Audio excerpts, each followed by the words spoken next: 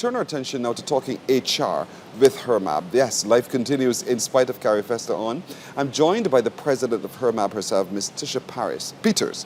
Good morning to you, ma'am. Good morning, Pearson. How are you? I'm well, thank you for asking. Now, welcome to the CariFesta Village. Well, it's great to be here. I was here on Sunday, so it's nice to be here in this capacity Again, as that's well. right. Again, yeah. So we're talking HR Yes. and the role of HR in any business, which we Yes. expect to be a significant role. Yes. Define that role for us. So in the role of HR within the workplace, what you will find is that people think that HR is just hiring and firing, but we do so much more. You know, we do a lot of planning, strategic planning, particularly aligning goals, ensuring that we have the right people in place, and of course protecting the business as well as the employee, and so or advocating for the employee, I should say. And so we do a lot more than just hiring and firing, and I just want to bring that out a little bit more to people. A lot of times people see HR practitioners get involved in planning of marketing events and the like. Yes. And so would you want to draw a distinction between the functions of the marketer and the HR practitioner?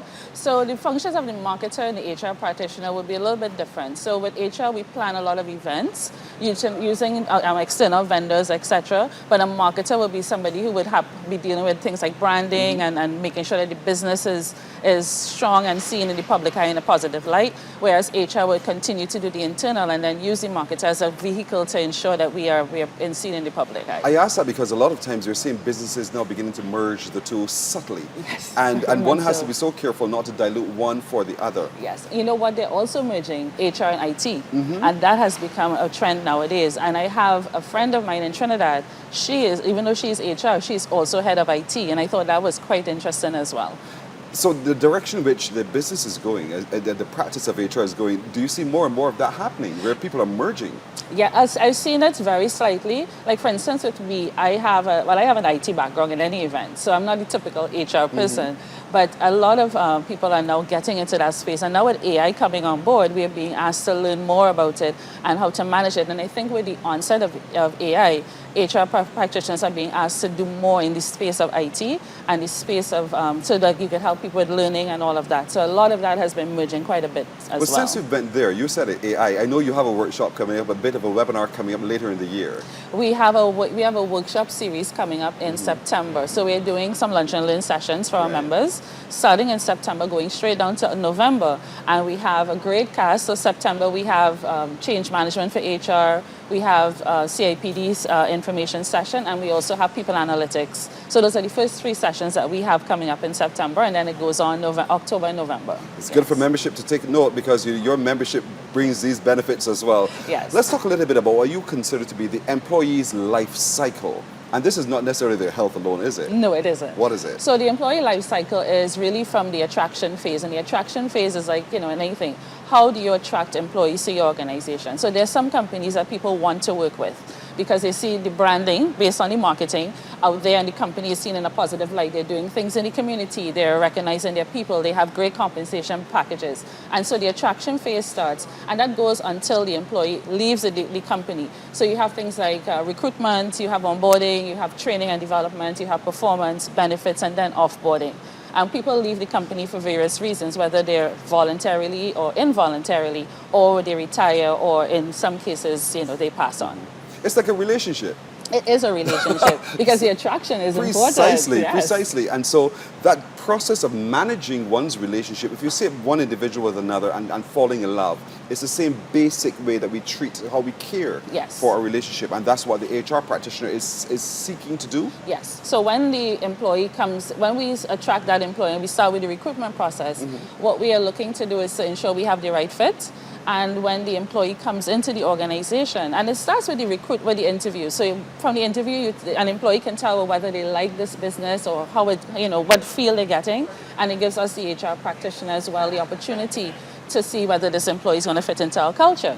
And then we go into the onboarding phase, and that's when you see the employee gets an insight into what the organization is about, how we plan for them, what our future goals are for them. That's where HR comes into play, along with the manager, to ensure that the employee knows, okay, when you come into the organization, this is kind of where we see you and what we see for your future. And that kind of helps the employee to say, well, yes, this is somewhere that I would like to work. But oftentimes the employee doesn't ask. They don't. And do you think it's important that the employee does ask? They do. And I find that with employees in the Gen Z, millennial, they're now asking, what do you have in plan? What do you have planned for me in this company? Where am I going to go? And if you can't answer that because you don't have a developmental plan for that employee, they start to figure, well, would I want to be here? Some employees will say, do you have a pension plan? And you say no. They'll be like, well, why am I going to be here if you don't have a plan for me even when I retire? And so they use that as well to kind of make those decisions. So I think it's a lot of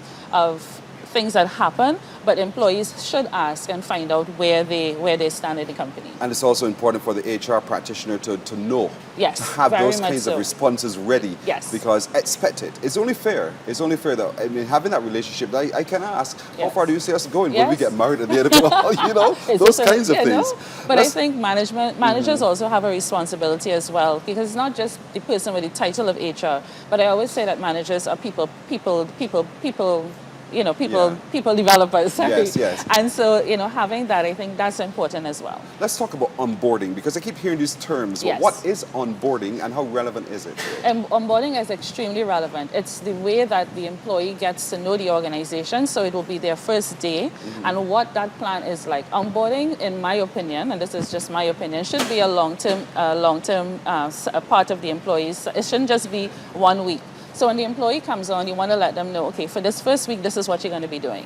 And then have a 30, 60, 90, 120, 180-day plan for that employee, so they kind of know what they'll be learning as they go along. And then you measure that along with their performance to ensure that they are meeting those goals and going and also improving their development in the organization. And part of that is training, the opportunities for training, and what will be required of you as well. So training is also very important. It's also part of the onboarding phase. But once onboarding is completed, ongoing training for the employee is important.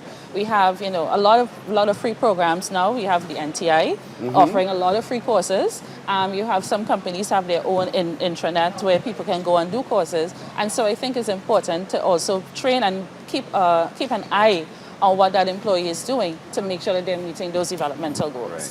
I know you have an anniversary awards recognition coming up. I know, because I love the fact that HR is recognizing HR practitioners.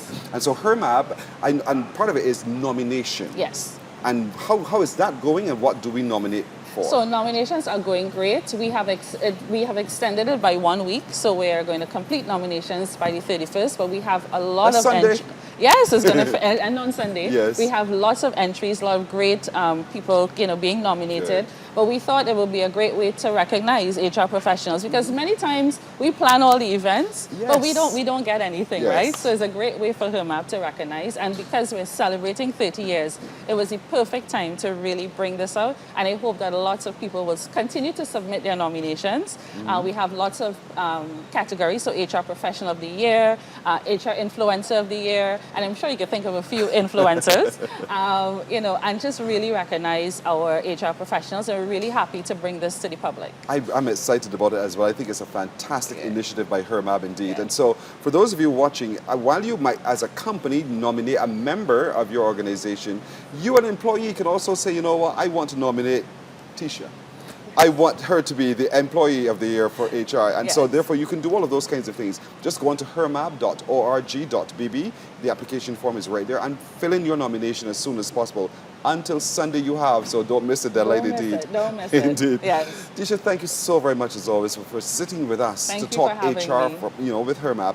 Because there's so much more we need to understand about the role and the function of HR. Yes. Not just us as employees, but as HR practitioners, you also need to be able to understand what is the changing dynamics in the industry, and how you need to be able to adapt to be able to provide the right enabling environment for the employees. Yes, and I also want small businesses, because a lot of businesses don't have HR professionals. It's really important as a small business to have at least, even if it's a consultant or somebody on board, because we also help to shape culture and we also help to shape engagement. And so it's important for us to have that function in businesses today. Absolutely. Yes. Membership brings benefits. Don't forget, hrmab.org.bb is the place to go. Yes. Thank you so much for joining us. Thank you so much, and thank you, and everybody have a great day. Likewise. Morning, morning, morning. Good morning.